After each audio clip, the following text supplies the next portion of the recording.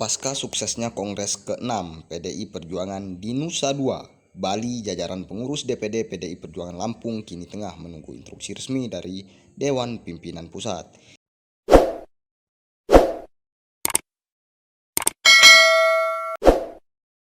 Instruksi ini menyangkut pelaksanaan konferensi daerah dan konferensi cabang di Provinsi Lampung yang akan menjadi agenda penting konsolidasi organisasi sekaligus langkah awal menindaklanjuti hasil Kongres.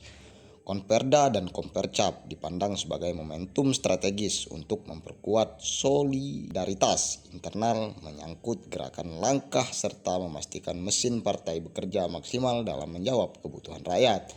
Sebagai partai ideologis yang berpijak pada ajaran Bung Karno dan Pancasila, PDI Perjuangan menegaskan komitmennya untuk selalu hadir, bekerja dan menjadi solusi atas berbagai persoalan masyarakat. Biasanya 1 bulan setelah Kongres baru akan ditetapkan konperda di wilayah masing-masing. Karena konperda itu yang mimpin Dewan Pimpinan Pusat PDI Perjuangan. Jadi kami di provinsi hanya menunggu.